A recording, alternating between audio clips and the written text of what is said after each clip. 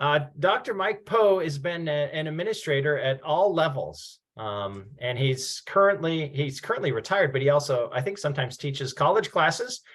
And he's taught at the Northwest Nazarene University in Boise, Idaho, a beautiful, beautiful place. And Mike has touched the lives of many, many, not just administrators, but students and teachers and other educators. But his biggest, I think, contribution has been to administrators throughout the state of Idaho, throughout the United States, and on countless visits with accrediting bodies and working with schools and administrators throughout. So many of you know him, many of you love him and appreciate the work that he's done.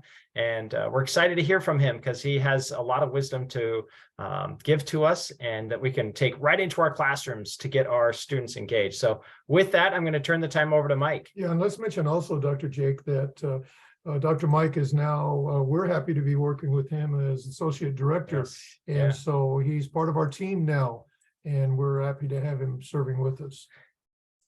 Well, and I am exceedingly happy to be a part of Array Global. What a great group of folks. And it has been wonderful over the years at various times being able to meet people around the world, literally, in terms of working with accreditation, working with schools and those kinds of things. So thank you very much. I appreciate that. Well, I'm going to jump right in here. I'm going to share the screen. Make sure I get the right one. Here we go. And we'll get started here. There we go.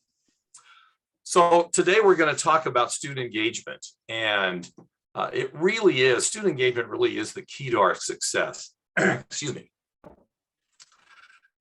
We think about, well, we teach, so we're successful. Well, our big part of our success from my standpoint is how do our students do? How do they do when they get out of our classrooms, when they get out and become adults and those kinds of things? So that's one of the areas that I want to take a look at is how do we engage students in their learning so that they know how to continue their learning. So Teddy Roosevelt was president of the United States from 1901 to 1909. And he said, people don't care how much you know until they know how much you care. And I really took that to heart early on in my career. I had a couple of different situations where I understood that if I didn't show these individuals that I cared about them, they really weren't going to do very, very well for me. And in fact, it happened my very first year. And I was able to involve a student who wasn't doing anything. But when I showed that I trusted them, that I cared about them, all of a sudden they did start to work for me. So it's just a really good example. I won't go into depth on that. But if students don't trust you, they likely won't learn from you. Well, they should trust me. I'm their teacher. Well, no, you still have to earn that trust. Yes, there's a certain amount of trust you hope because of your position, but you still have to earn that trust and be trustful. So here's a gentleman by the name, it's a terrible picture, but a gentleman by the name of Sandy Koufax. He was one of my heroes when I was a kid. He was a pitcher in the in American baseball and Hall of Famer, all of those kinds of things. And people think, well, the pitchers are the stars on a baseball team. They're really kind of the leaders. Well, no, they aren't. They're really more like your students. And the people who really are the leaders and are like teachers and administrators are the catchers who catch them.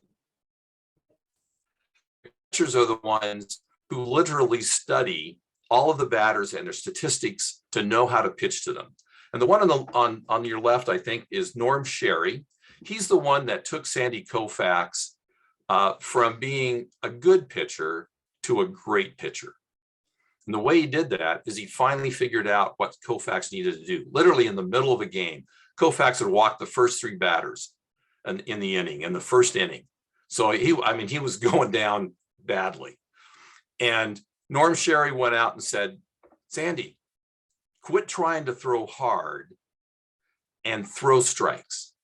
Just put it across. You've got a whole team behind you to support you. And he did. He instantly, literally the next pitch, he was controlling it more. He was putting it across. And at the end of the game, Norm told him, you do realize that when you quit trying to throw it hard, you actually threw faster than you did before. Well, so he didn't catch all that many games for Sandy Koufax, but the gentleman who did is John Roseborough. John Roseborough caught 208 games for Sandy Koufax. 28 of them were no-hitters. Now, this is the quarterback. This is you. You're the one that's directing what's going to happen. Now, pitchers occasionally shake off pitches, and sometimes kids shake off what we want them to do. But if we aren't directing them, if we aren't showing them the things that they need to be able to do and how to do them, then they're not going to be as successful as they could be. And so when you start to think about really the catcher in a baseball game is the quarterback from a football team. They are the leaders on the field that know what's going on and are directing everything that's going on. So that's who you are. You are the people that are directing things.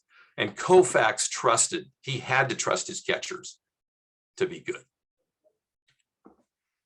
So one of the things that I talk about in my classes is one that teaches that we must be positive adult role models. I call it PARM, for our students to be successful.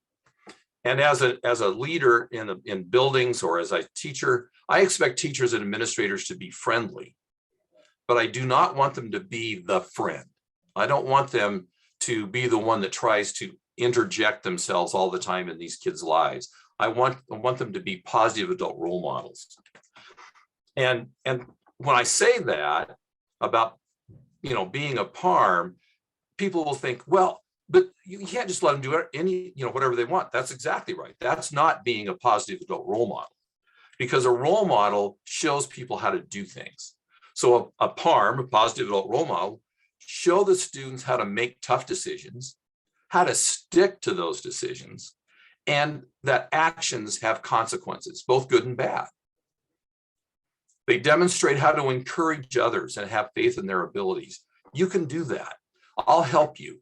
You've got great abilities. We're going to get you through this. Those kinds of comments. They exhibit the need for perseverance and how to persevere. They don't give up on a kid just because for the umpteenth time they didn't follow directions. That's kids. I mean, that's just the way it is. You just have to keep working with them. But if you just give up, then what kind of role model are you being for showing perseverance? Also, PARM has a positive outlook on life and the abilities of their students. They smile a lot. They encourage people a lot. They think that their life is, even when it's difficult, is still a good life. People ask me sometimes, how you doing? And one of my comments that people kind of stop and think about for a second is, I'm up taking nourishment. I'm eating every day. I'm taking care of myself. I'm doing what I need to do to not only persevere, but to have a positive outlook on how things are going in my life. Do bad things happen? Absolutely. But I'm not going to let those things go down, be the main thing I focus on. I really am going to look at how the good things, and also looking at the good abilities of students and understanding they all have different abilities. The other thing is, don't use put downs. Now, once in a while, I'll use a put down for myself. Like, for example, because of the voice I have, I do a lot of announcing at athletic events, basketball games, football games, track meets, those kinds of things. And people, they joke around and say, man, you've got a really good voice. And I say, yeah, I've got a great voice. In fact, I've got an even better face for radio. And they always kind of laugh, but I would never say that about somebody else. And it's always in a joking kind of way. They don't think I'm really serious about that. So the idea is being positive and don't use put downs as you're dealing with folks. That's a positive adult role model, making sure that they understand what they're doing. One quick question when you're talking about being friendly, but not the friend. How do you know when you've gone too far, or where you draw the line on being that too close a friend with a student? Well, partly it's to me, it's when you start doing things for that student that you would not do for any other student.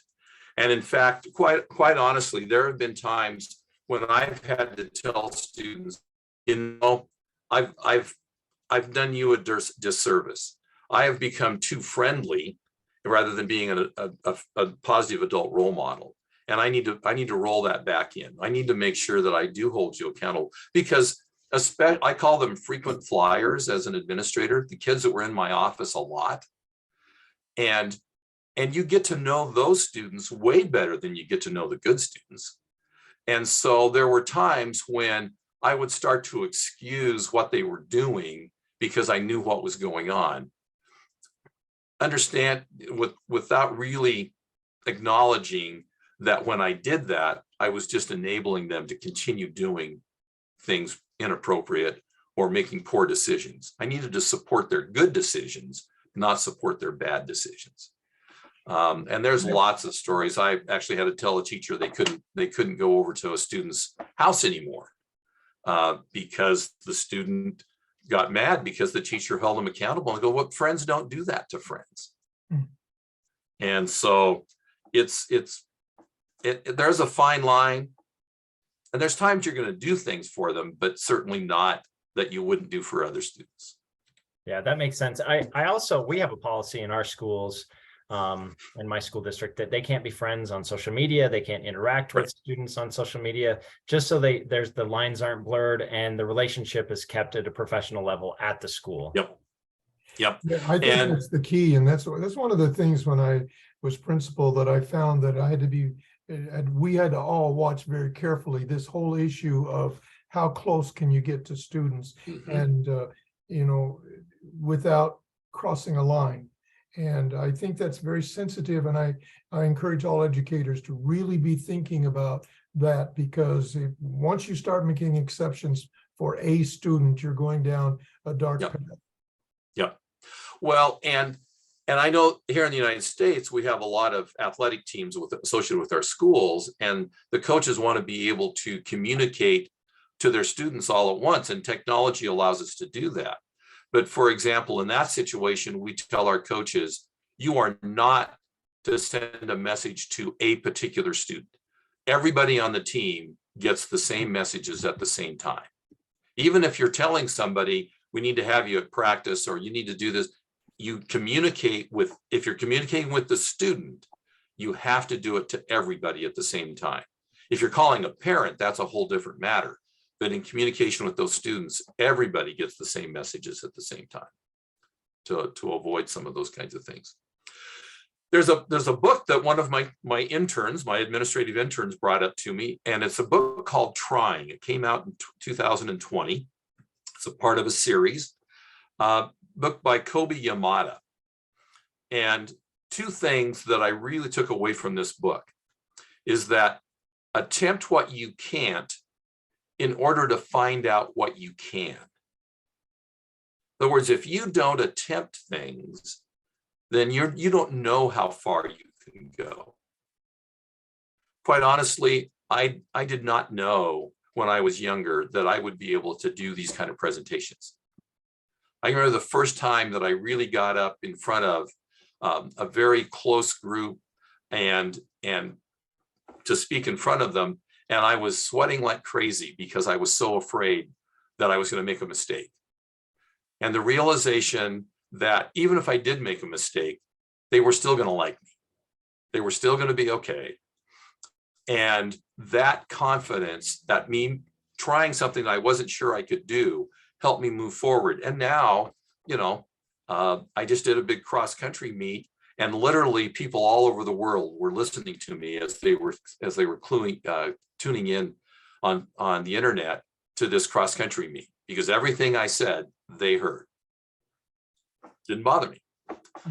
But the key thing too, though, and that's why we need to encourage students to do things that they don't think they can do. But the other thing is that we need to make it safe to fail. It's okay to make a mistake. It's okay not to do well every single time. Because if you don't make it safe to fail, then they aren't going to try, and that means it's not safe to succeed. If it isn't safe to fail, it isn't safe to succeed. And if you'd like to take a look at the book. There's a document that Dr. Jake will be sending out that has all of the links that are in this PowerPoint, in this presentation today. And so you can go look at that. There's all kinds of videos on YouTube of people reading this book and those kinds of things. It's a great book to go through because it really does help us to see, not only in our own lives, how we have moved forward and gotten better and people have trusted us, but what we can do, why it's so important to do that for our own students. And Mike, Dr. Mike, I have posted that in the chat, the link to the PowerPoint and Great. also the list of links that you have that you provided also. Great. Now, also, as I go through things today, one of the things I didn't mention earlier is that a lot of this really is geared towards face-to-face classes.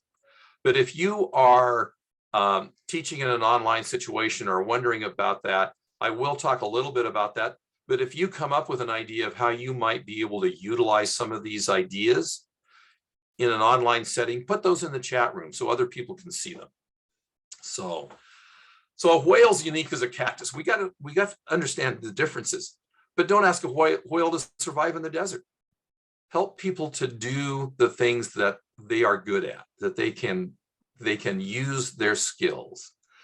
For example, alternative assessments. When I was teaching Intro to Teaching, I had my students do an assignment at the end, and they could use art, they could use music, they could do other things, they could do a booklet. There was lots of things that they could do. They just had to demonstrate their learning in whatever form that they were doing. And I can't tell you how many times I had a student come up and tell me, I'm really not a very good writer, but I wrote a song, literally, that has all of this in it, and I'd like to play it for the class. And we did that quite often, as a matter of fact. So recognizing and respecting those differences in individuals, that's one of the ways to build trust. You trust me that I'm going to perform in the way I need to perform to be successful. You know, there's a saying, and I didn't put it on here, is, you know, if the students aren't learning the way we teach, maybe we need to teach the way they learn. And that's another way to build trust with our students. And Mike, so here's a cartoon that I used years and years ago. And I taught Stripe how to whistle. The Stripe of the name is the name of the dog. And it's always funny because he has spots. He doesn't have stripes. Says he's talking to his older brother. I taught Stripe how to whistle. The older brother goes, I don't hear him whistling. And the little kid goes, I said I taught him. I didn't say he learned it. And too often as educators, we assume that just because we presented it, they learned it. Well, not all the time, and we know that. And so we need to connect the teaching with the learning. How are they learning? How does it apply to them in their real life? I taught a 9th grade general math class that years ago that was adding and subtracting 2-digit numbers. And nobody got 100 because that's a 3-digit number. Well, the curriculum that was set up it didn't tie into their real lives at all. It became a consumer math class. And they learned everything they needed to learn, figuring out how to do checkbooks, how to figure out percentages, what their paychecks are going to look like, all of those kinds of things. And they trusted me a lot more by being able to do that. So let's talk about some effective engagement strategies. First of all, building trust. And this is adapted from actually a business training site, and the website is listed here, but it's also in that sheet. But introduce how you see your role to the students. In other words, don't just assume that they know you're going to be teaching, but tell them, I'm going to be teaching you in these ways. These are the things that I'm going to expect. Being friendly, being positive, being open-minded, smile, maintaining eye contact with them, being respectful and culturally sensitive. That's a huge issue for us here in the United States because we have so many people coming from so many different cultures, and many of you do as well. And so understanding what these cultures are expecting from us and is important so that we know how we can adjust to those and work through those. But a smile is amazing what you can do. I was on a college campus yesterday. None of the students, I don't think, on that campus knew me. And so I decided I was going to smile. I was going to make eye contact with students as I was walking along and smiling. And it was amazing that students that were basically didn't have any kind of a smile, they were just kind of walking along. I, kind of nod my head at them, smile, that kind of, and they would almost always smile back. It brings that out. It brings that, oh, there's something positive that's going to happen. So working through those kinds of things. And The other Mike, thing is, Mike, I like how you're always an example of someone who smiles and makes people laugh and make them feel comfortable. And Dr. Ray and I, when we did a presentation, I think in August, we talked about the teachers greeting the students and greeting them with a handshake, greeting them with a smile, because you're right. Once you do that, that just sets the tone for the rest of the day, puts people at ease, gets them happy, gets them excited, releases some of maybe their endorphins to get them relaxed. But it's a great opportunity just to build that trust, build that relationship again. Yeah, and if you're on Facebook, try to friend Dr. Mike Poe on your Facebook. He puts things on there regularly, inspirational things like this that are really kind of fun. And I don't think there's a day goes by that he doesn't put something on there that really is very inspirational.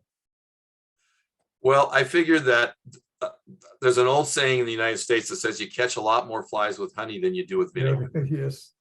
And the idea of being positive, and you don't have to be Pollyanna, which means you just everything's hunky-dory all the time. It's not, but you just don't have to focus on those negative kinds of things. Focus on the positive things that happen around you, and focus on the positive things that people are doing and encourage them. So actively listening to people. And OARS, OARS, is a great way to remember that. Ask open-ended questions.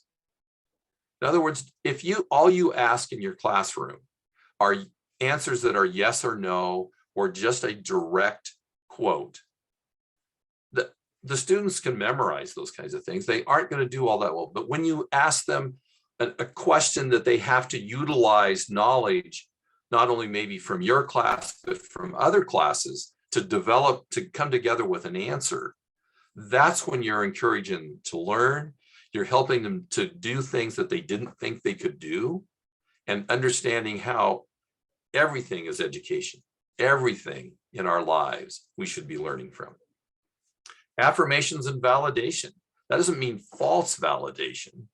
I don't believe in the thing about there's no such thing as a wrong answer. There's some really wrong answers, to be honest with you. But encouraging them to go, well, that's not quite right. Let's, what else do you know about this? Or asking them, rather than asking them a direct question, to say, tell me what you know about this topic.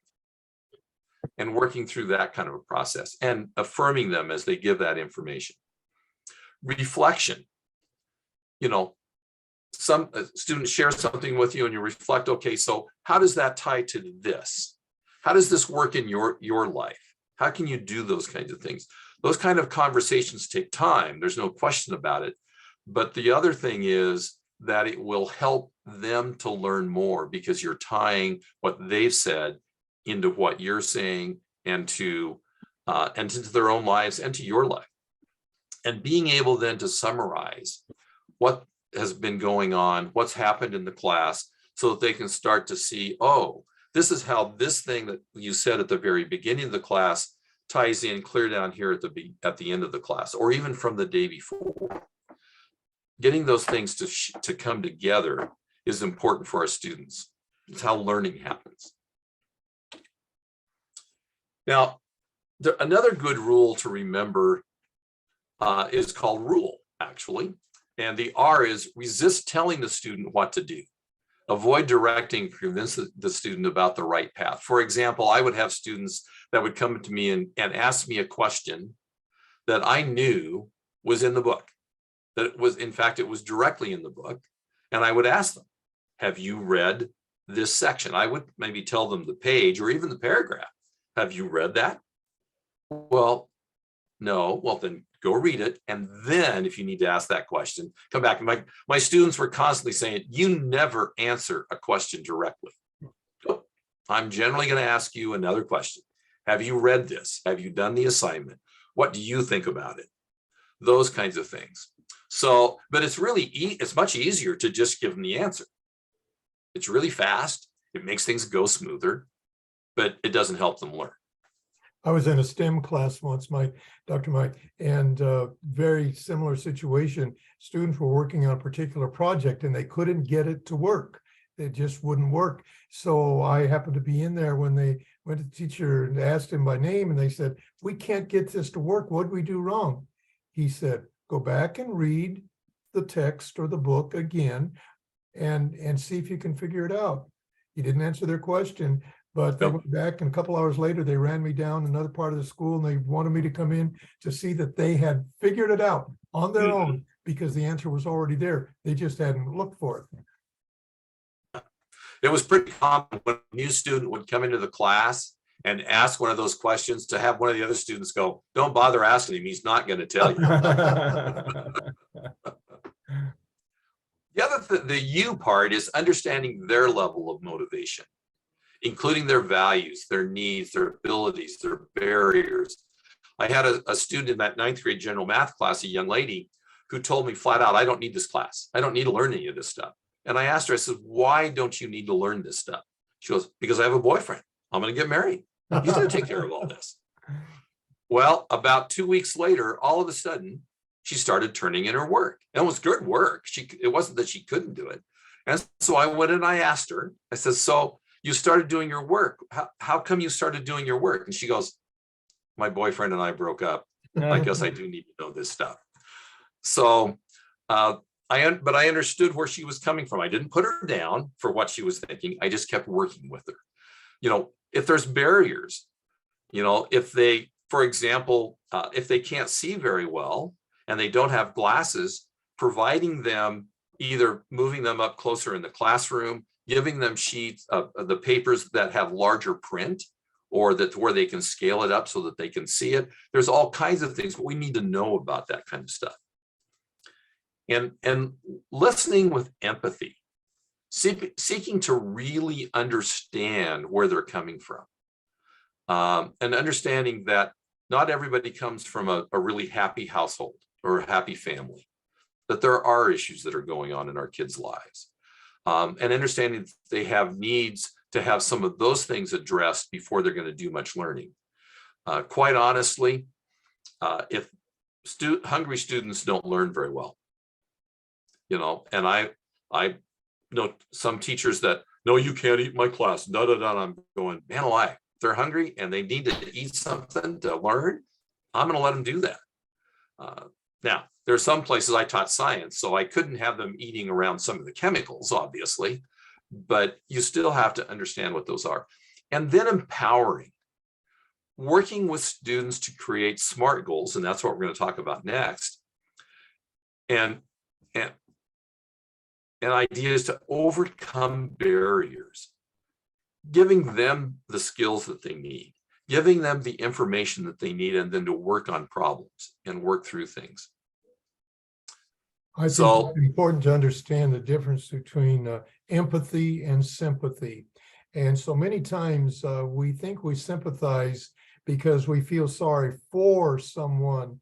But if we can learn to feel sorry with someone, right, try to walk the walk they're walking, or if you've been through a similar experience, you can feel it more than just feeling sorry for, oh, I'm so sorry that happened to you. If you can start feeling with them, the students will appreciate you more and will obviously learn from you better. That's a pretty good, like, an inspirational thought. I mean, you could finish off the whole workshop with that one too, because that one's so powerful. I like it. Yeah. Well, and it really ties in. I worked as an administrator. I worked with a lot of students who were new. They moved. They didn't want to move. They were mad about moving, all those kinds of things, and they would act out. And so I would have them in my office and I'd ask them quite bluntly, because I changed schools 14 times by the time I was a sophomore in high school. So I did a lot of moving around, and there was one key person that moved with me every time, me. So most of what was happening was me, not the other people around me. And so I'd ask the students, did you have any decision, real choice in making the move? No. Do you have any choice about moving back? No.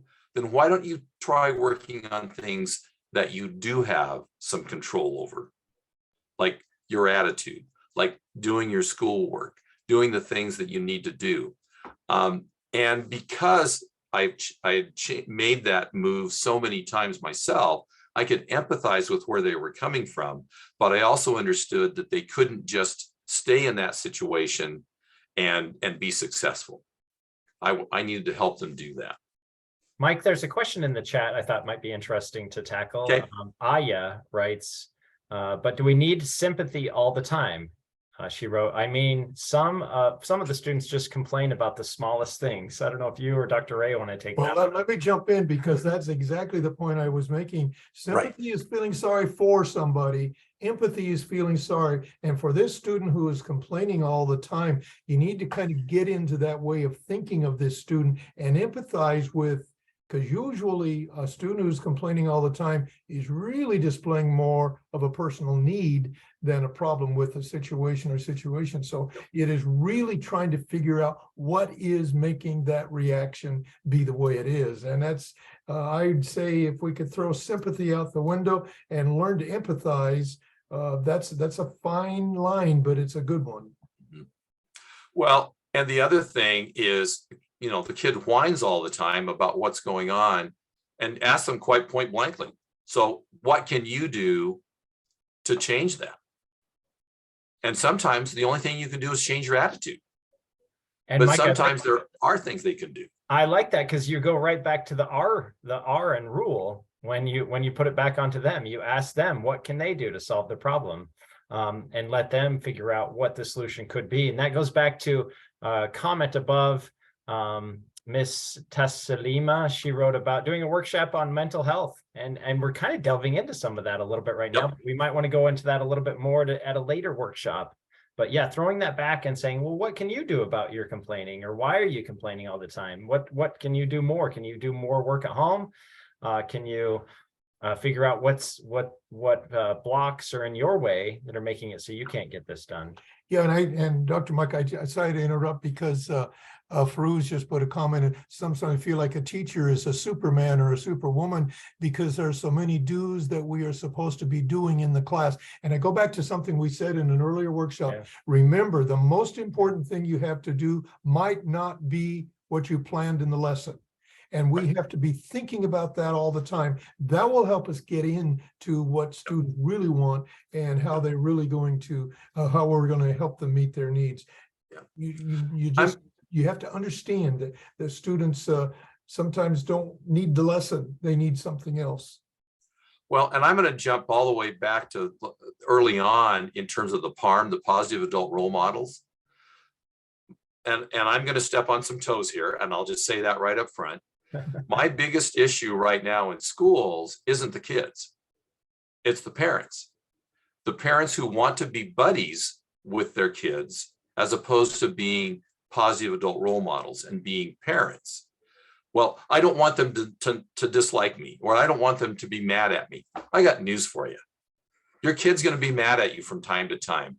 And they need to be mad at you from time to time, because you're holding them accountable, because you're showing them what they need to be doing and how, those kinds of things.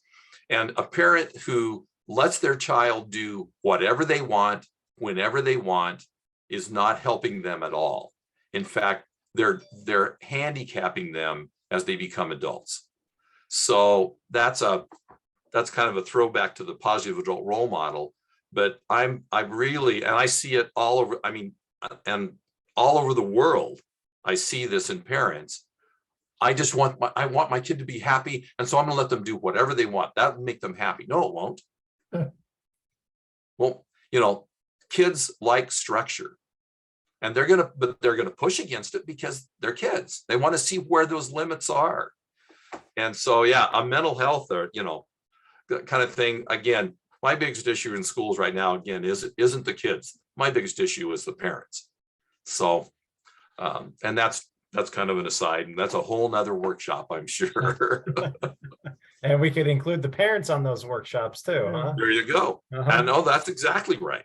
Yeah. That's exactly One of the right. biggest issues we face in schools is every parent wants his or her child to be the star, the greatest student, the best grades, the most recognized, and that's, I say every parent, but many parents feel that way.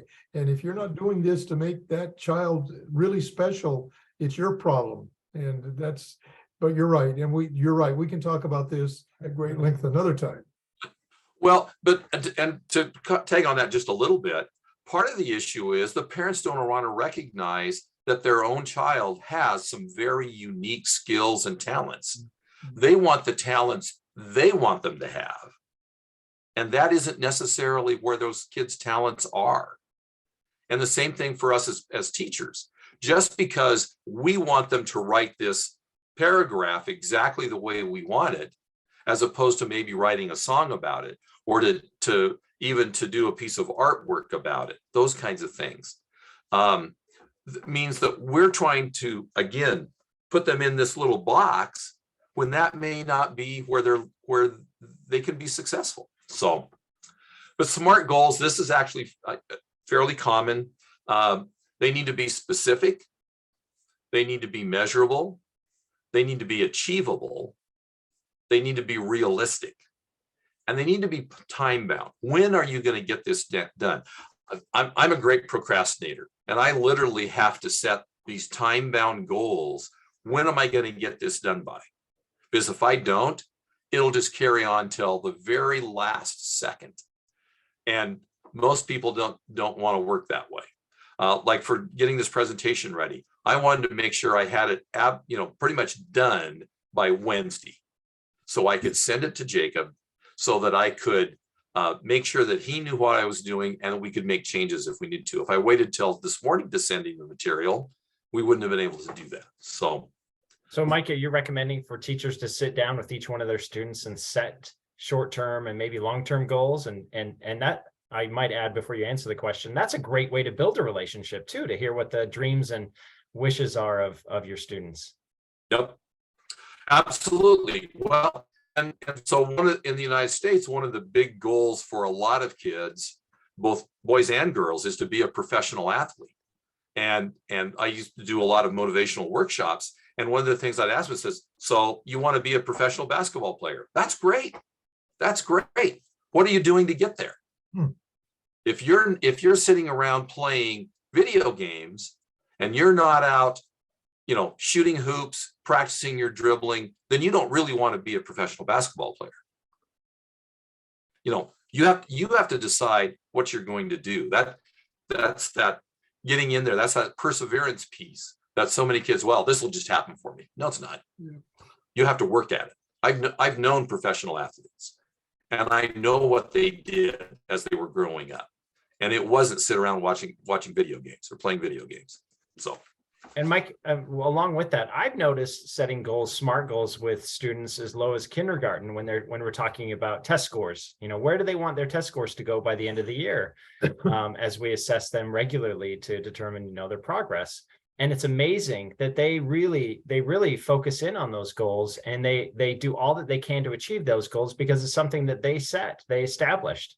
And so it's so powerful for each one of the students to be able to come in, sit down with an adult, set a goal, and then have that adult follow up with them.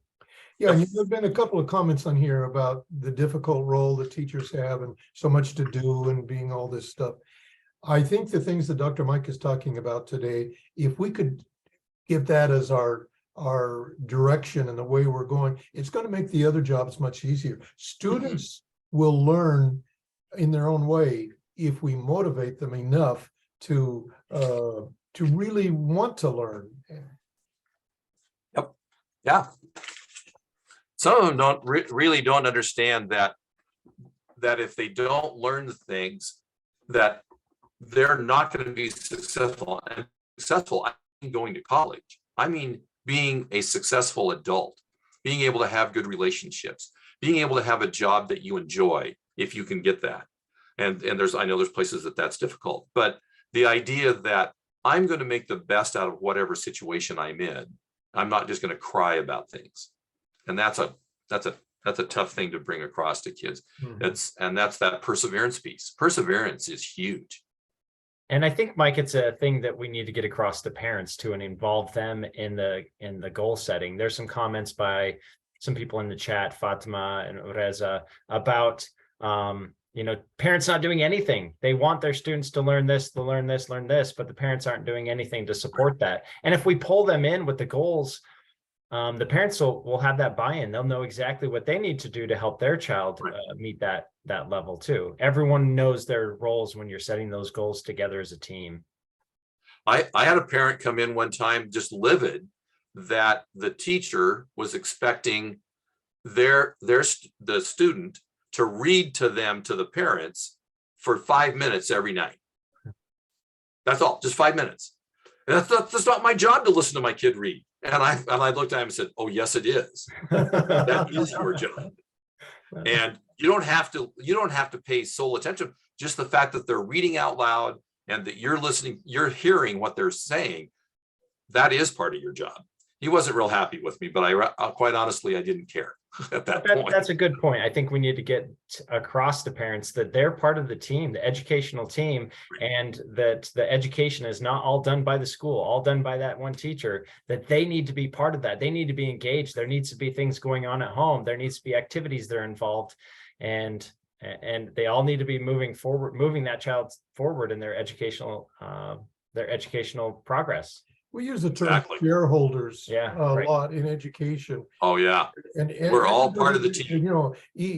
Everybody at the school, the cooks, the custodians, the teachers, the administrators, the counselors, and all that. But the parents, the community, everybody needs to understand a role in educating a child. And been a couple of comments or questions about dealing with parents who have an unrealistic expectation of their children, and you're right. If we can just help get them set the goals, and they know that.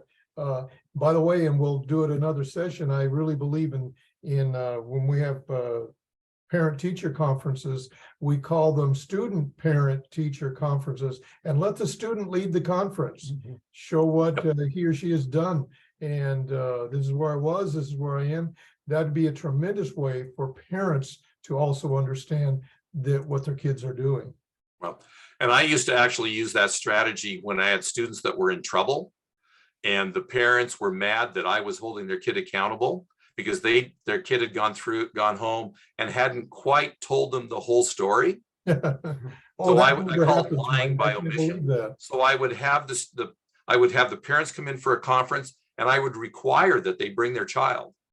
And then the child had to tell the parents and me that they had to describe the entire situation. And if they left something out, I would go, hold it.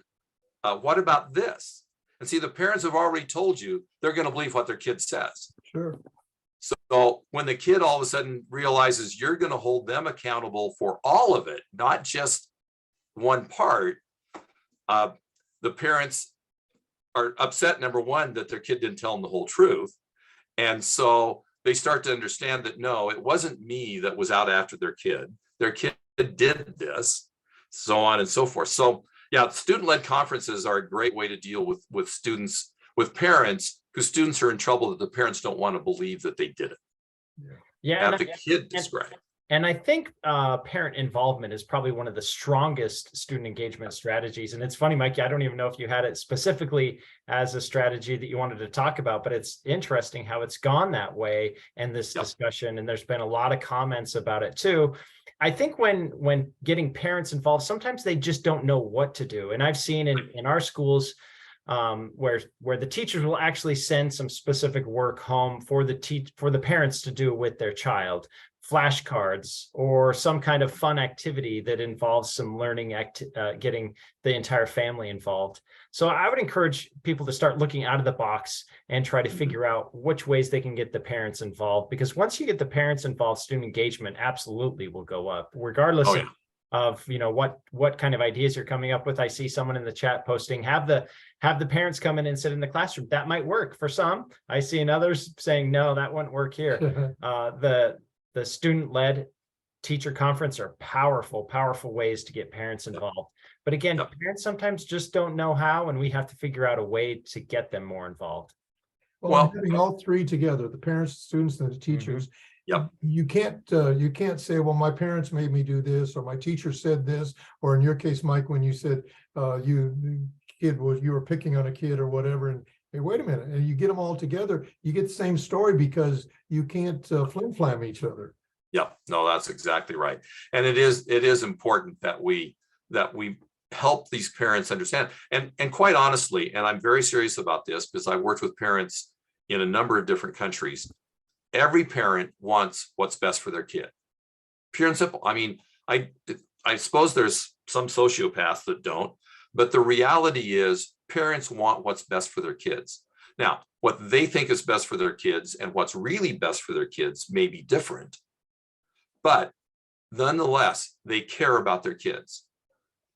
So 7 in student engagement strategies, setting ground rules, making sure that everybody understands what the rules are.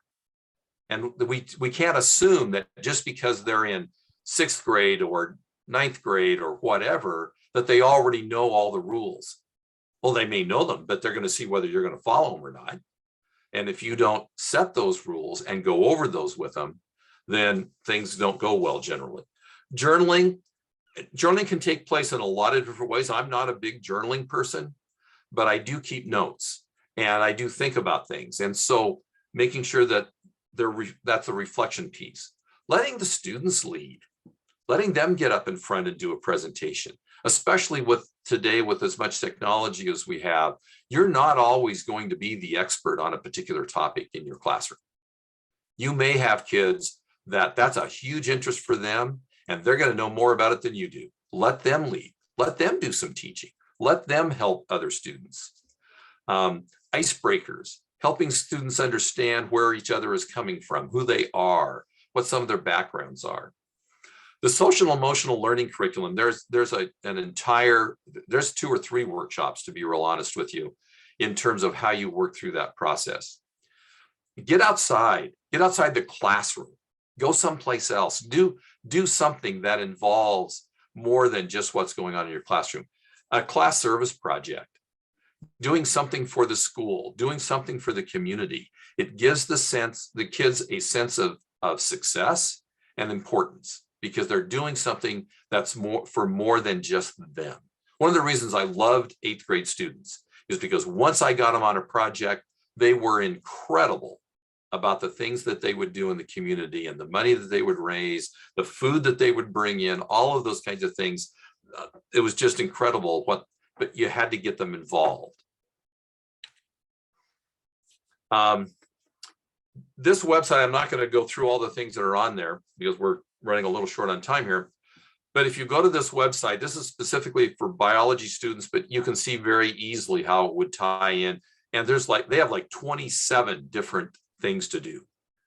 So this is a great resource right here. As long as you think, okay, it's not just biology, it's teaching in general, the things that you can do. But again, whenever possible, tie the learning into real world situations. Making learning relevant assists the kids in the learning period. Here's an interesting one that I ran across. This is from a teacher by the name of Mike Johnson. This came off of Facebook, by the way. It says, before we dive into a new topic, we have a did you know mixer where students walk around telling each other what they think they know about the topic we're diving into. That way they're activated, they're empowered and connecting as I love this term, pre-buffet learning appetizer. So that they're already getting into, maybe I do know something. And plus, as you're listening to what they're saying, you may realize, hey, they already know the basics here. I can move forward a little bit further than I thought I was going to be able to. Or, boy, they don't have a clue about anything. I really do need to start at the very basics. So as a teacher, it can help you to start to understand where your students are at and adjust your teaching accordingly. There's nothing worse. The reason I didn't ask teachers to turn in lesson plans at the beginning of each week is because any teacher that was dead on with a lesson plan on Friday that they wrote on Monday, they weren't paying any attention to the learning that was going on in their classroom. That was it's going to be different. If not, I wasn't real impressed with their teaching, to be honest with you. How's that? Small group activities. Generally, small group activities are going to be more successful than large group, because in small group activities, kids can't hide. In your own classrooms, how many times, if you're doing a large group activity, you've got kids that will never say anything, but they have great ideas. And you always get one or two kids that are constantly answering things. So moving that to small group activities. Some dynamics about small groups. Obviously, the group size is going to be determined by the class size, but you really should never have a group with just 3 people in it, because one of them is going to get left out. That's just how those things work. You're going to have 2 people in a group. You can have 4, 5, 6, 7. They'll break up into different groups. But if you've got just 3, I can almost guarantee you that one of the students is going to get left out. Even in teachers, if you got a group of 3 teachers, one of them is going to get left out of the conversation. So try not to use groups of 3. And the group time, really is determined by the size of the groups, how much time you give each group, and so on. Think, Bear, Share, and I'm going to finish up here pretty quickly, or they're going to cut me off. They're all here in the presentation. You provide a question, they work on themselves, they pair up, they share their ideas with each other, and then they share out. This process will get more information out to everybody, with you having to say less and teach less than almost anything else that you can do. The idea is then they're engaged in the learning, they're being leaders, and everyone has their voice heard. The gallery walk is you're doing something similar, but now the ideas, they're in groups. The group's ideas go up in a particular location in the classroom, and then each group rotates around, reads, and talks about the ideas from the other groups. Again, you can do this online by using shared documents, by the way. So there's a process to be able to use it online as well. There's the rest of the gallery walk. Literature circles is not just about literature, but it's about reading and how you put a group together as they're reading a particular passage or book or whatever, so that they can actually get some really good work. You know, the biggest problem with groups is this person didn't do anything. Literature circles gives you assignments to everybody, and they get graded that way. So there's that. There's a revised Bloom's taxonomy. I really like it a lot. Again, I just did the link because I knew I'd be short on time as we're coming up. So it's a great opportunity to kind of revisit what kids need and what they can learn. And the key thing, the last slide, really is that the 4 C's of the 21st century learning is collaboration, communication, critical thinking, and creativity. Those are the things that will help us as educators get through to our students and to our teachers. All of this works with teacher training as well, and professional development. So with that, I know Jake is going, okay, you need to finish up. No, not at all. I think we could keep going on because there's so much good information. And we appreciate that, Mike. We had a lot of good dialogue, and we appreciate that. A lot of good comments too. And so, yeah, thank you so much for that presentation. And before Dr. Ray gives his final words, I just want to let everyone know that as soon as he's done with his, when Dr. Ray gives his words of wisdom, I will post in the chat the link for everyone to fill out the form so everyone can get a certificate. And again, it takes a few days for us to process the certificate. So please look in your email, your spam email, and you should see that coming in the next few days. So with that, Dr. Ray, I think the time is yours. Well, I changed my mind when Dr. Mike was giving his presentation, and I'm going to go back to one I believe I've used before, and if I haven't, it's about time. My favorite poet, as most of you have heard me speak, is Emily Dickinson, the American poet in the 1800s. And she wrote a poem that said something like this: "We never know how high we are till we are asked to rise. And then if we are true to form, our statures touch the skies. We never know how high we are till we are asked to rise. And then if we are true to form, our statures touch the skies." And every student you have can rise way above where he or she is right now. We just need to encourage them to jump up there and do it. Thank you, Dr. Ray. That was great. And thanks again, Dr. Mike, and everyone who participated. Please make sure that you take a minute, fill out the post-workshop survey, give us some feedback.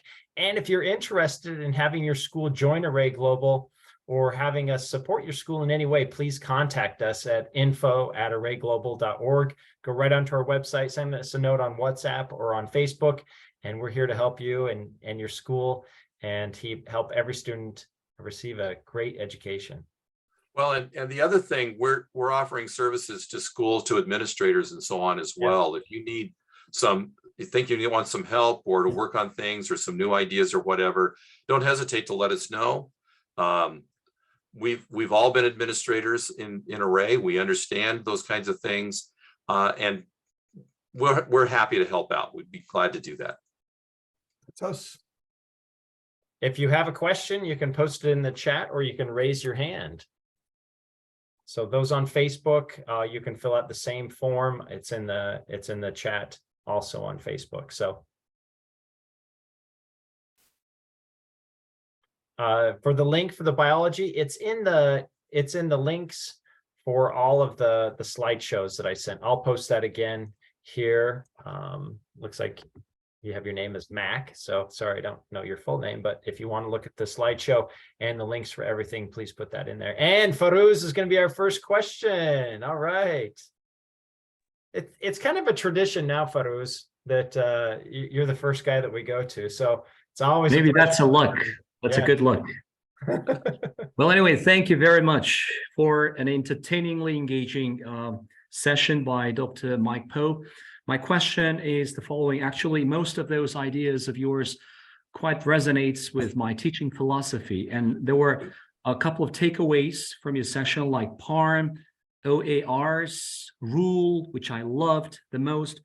Dr. Mike, what do you think? Did you have this situation when some of those your teaching principles or rules didn't quite work well, and then you had to walk a fine line? And how did you overcome those situations? So I'd like to listen to some real life experiences of yours, because I believe you might have bags of expertise. Thank you. The reality is you can't just have one set of rules or whatever that's going to work in every situation. And one of the key things is getting to know and to understand the people that you're working with. And so part of that is paying attention to them. Even the ones that come in and they're mad, oftentimes they're not necessarily mad at you. They're mad at their kid, but they can't be mad at their kid. So they've got to be mad at somebody. And so understanding that they're frustrated, they want what's best for their kid, but how do you work through that process? And I love the idea of being able to just listen to people, let them vent a little bit. I don't agree with letting them be abusive to you, but sometimes they're going to use language that you don't necessarily like. But I had a gentleman came in, he was literally frothing at the mouth. He was so mad. And I mean, he was furious, and he wouldn't even let me get a word in edgewise. He finally kind of paused when he said, "And I'm just going to sue you." And he stopped to see what my reaction was. And he didn't like my reaction was not what he expected. My reaction was, pick a number and get in line. My lawyer is paid for, and you're going to pay for yours by the hour. If you get a lawyer, we can't talk. We can work this out, you and I, but once you get a lawyer, then you and I can't talk anymore. And he just kind of stopped. I've only used that once, by the way, but he stopped and he went, "Yeah, that was kind of stupid, wasn't it?" I said, "Well, you're upset. You care about your child. You wanted what's best for them. That's fine. So do I. So let's work this out." and basically one of the things is not to let your emotions get a hold of you, Yeah. to stay calm, to not yell back, not retaliate, those kinds of things. That shows that you're willing to listen to them, to show what they're doing, to show what you're willing to work on, and so on. So that's one of the things is, and this is true for teachers too. Teachers, kids that are doing dumb things in your classroom, they're not doing it generally because of you. They're doing it because of things that are going on in their life. And they're upset about it. And the only place they've got any control is what they do in your classroom.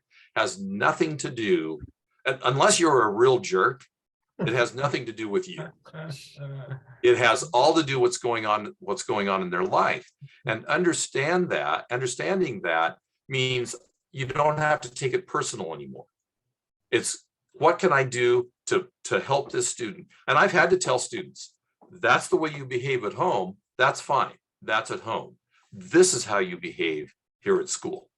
And this is my expectations. And this is what I'm going to hold you to.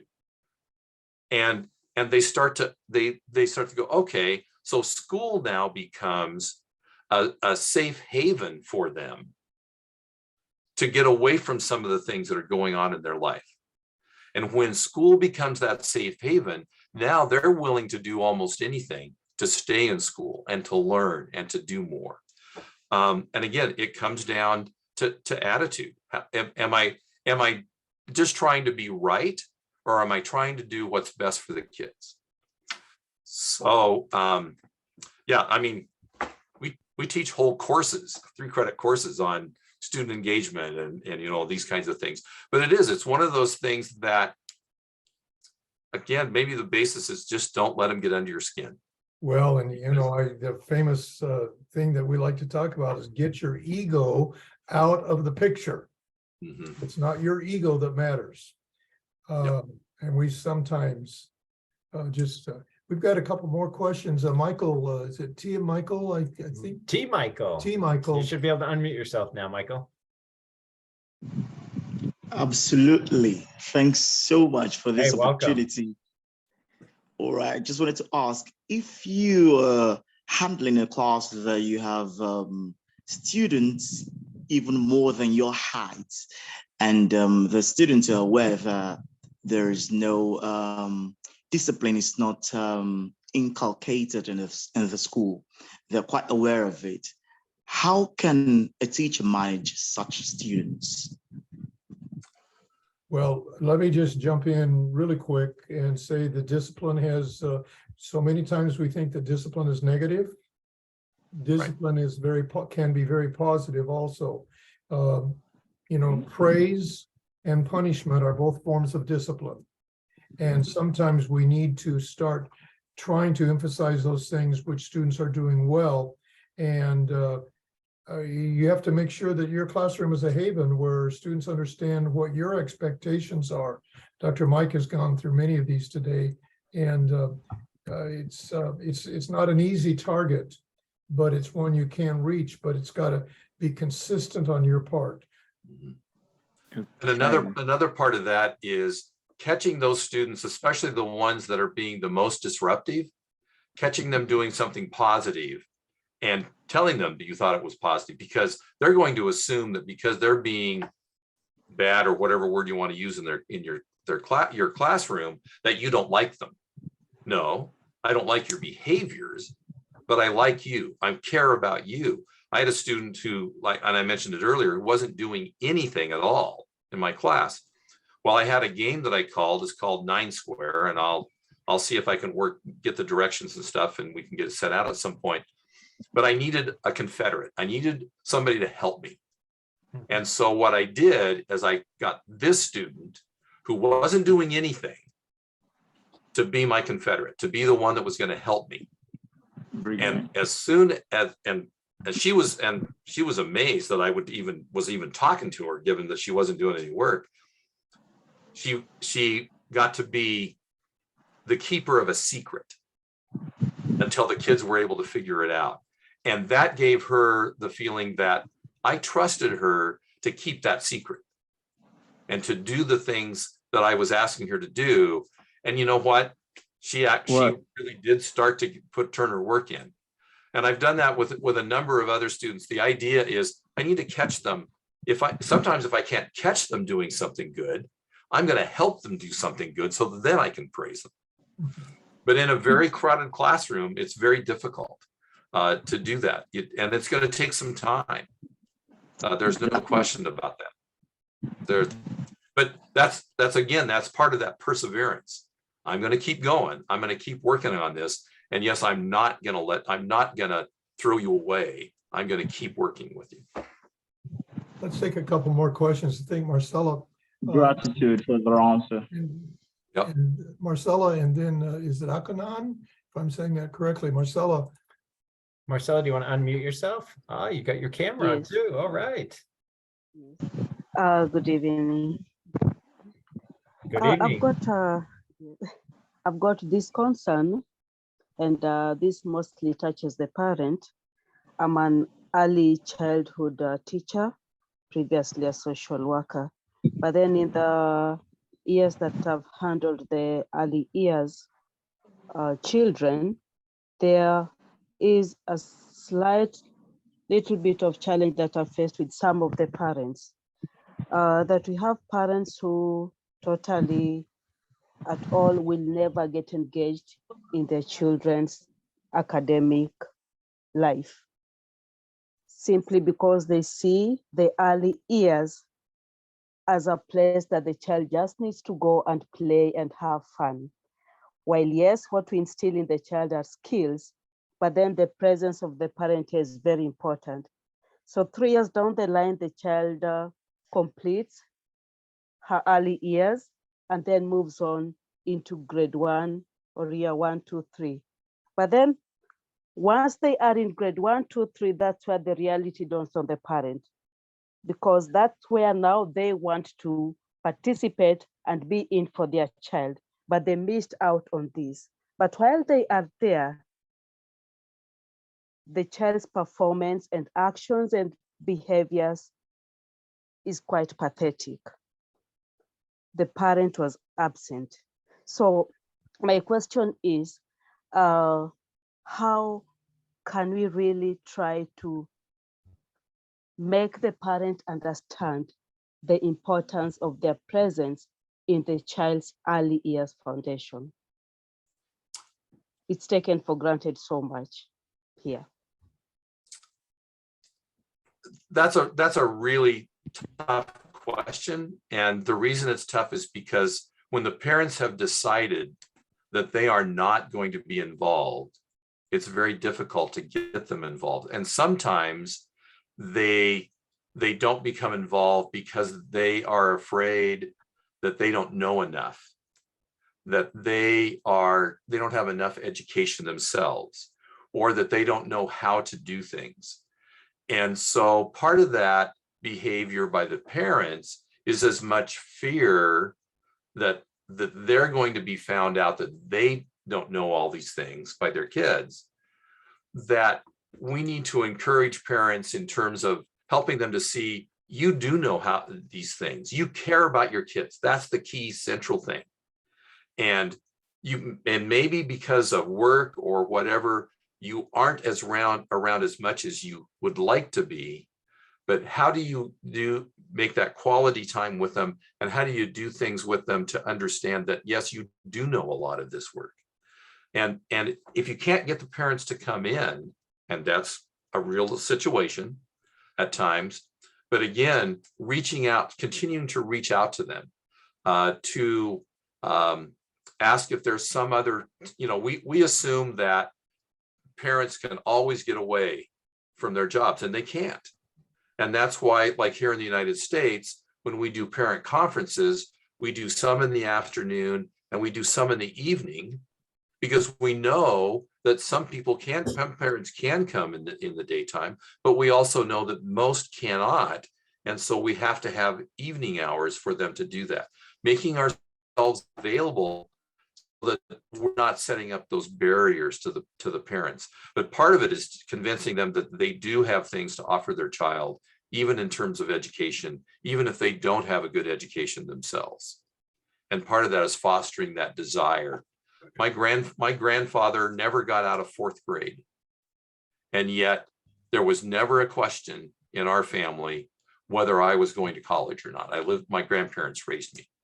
So even though he didn't have very much of an education, he was making sure that I got mine. He didn't care much what I became, though he did want me to be a doctor, but that was a different kind of doctor. But I could have been a welder and he'd have been just fine. I could have done anything that I wanted, but I needed to get an education. And that was something that he was going to make sure happened. And that was an attitude that came across to me from the time I was very small. And so developing that, the parents, that we want you to be successful. Every job has positive aspects to it. And every job has some negative aspects. My mechanic, I know, does not have any kind of college degree. He makes more money than I do. So just having a college education or having, more education doesn't necessarily mean you're going to make a lot of money. What are the skills that you have? He's gifted at working with his hands and understanding mechanics, and he's utilizing that gift to then support his family and to have a happy life. That, if we can help the parents understand, that's what we're helping our students to realize, that it's when they're grown up, that's when we see our success, not by what grades they get and those kinds of things when they're in school, but what kind of adults are we helping to create as they move forward. And some of the smartest people I think that we interact with, Mike, are people that have never even been to college. I mean, I really respect some of those, a lot of the mechanics and other people. And you talked a little bit about parent-teacher conferences, and Mr. Tony Crawford, who is an administrator in Cairo, he's from the great state of Oregon also. He had some great thoughts on student-led parent-teacher conferences. Tony, do you want to unmute yourself? Thank you, Jake, and thank you, Mike, for tonight's session. It's great to see you again. I was going back in time to my teaching career, and then a time when I was mentoring new and novice teachers regarding the practice of student-led conferences. And one of my favorite moments that I enjoyed sharing with teachers is when the parent raises the question, so why did my student, or why did my son or daughter, receive this low mark or this low grade? I would tell them, that's an excellent question. We should ask him. And, just turn the discussion right back to the student, and let's let the student, be accountable and responsible for, the marks or the grades that, he or she received. But, once again, the reminder that I have during my recent years here in Egypt is a lot of the parents want to put the responsibility entirely on the teacher. And no, let's just put it right back where it needs to go. The teacher, did an excellent job teaching his or her lessons. And so now, student, why did you receive this low mark? And then we can start talking about the details, the amount of time spent studying, or not raising questions during class time when something was not fully understood, and then start to empower the student, with a set of skills that would help the student, achieve a higher mark in the next quarter or the next trimester. That's great. So thanks, Mike. It was good going down memory lane. Yes. We need Akanon will allow to do, I hope we're saying that correctly, the last question. Canon. Canon? Hi, There you go. it's Aileen from Iraq, but my name is abbreviated Akanon. It's my Oh, okay. surname, the last one. Okay. Yeah, thank you. I would thank Dr. Jacob and Ray and Mike for this really beneficial session. I loved it so much. I'm curious about to know just why should I, let's say, not to have that 3 members in a group. you know, the age that I'm teaching, it's 10, 11, and we have exhibition project at the end of the year. So there should be group of 4, let's say, or 5. I know that we might have some students won't work or some students might be left out, but why should I not have the 3? I mean, can't we make it in a way that can work, or how? That's it. Thank you so much. Okay.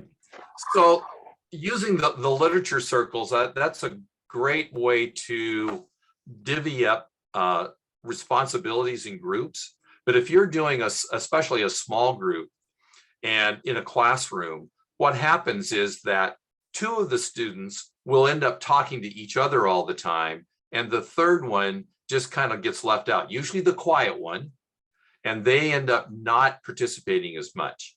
Whereas if there's 4, then there's 2 and 2 that can talk.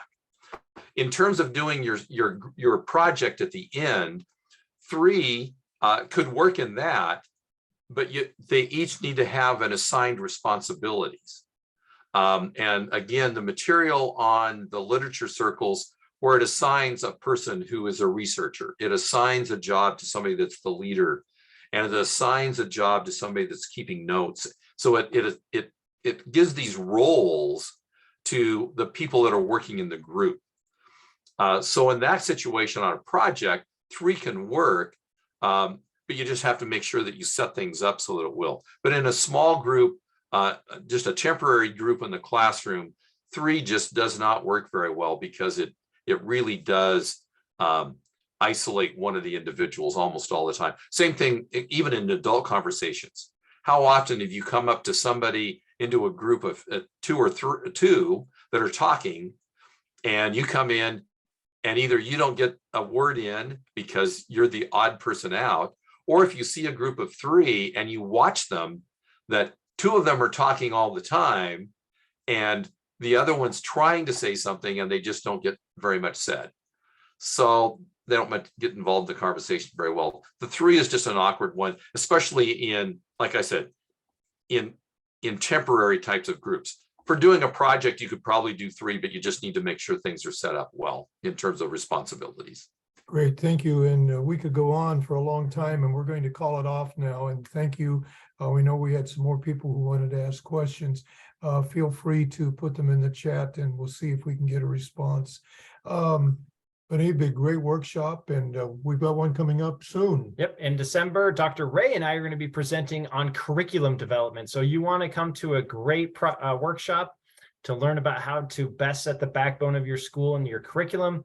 Make sure you put it on your calendar for December. It is December 17th at 9 p.m. Saudi time, or Istanbul time, or whichever one else is in that time zone. So make sure you put that on your calendar, and we will see you in December. And if we can help out in any way, or if your school wants to join Array Global, please contact us right away. Thanks, everyone. Good day. Thanks, Good Mike. evening.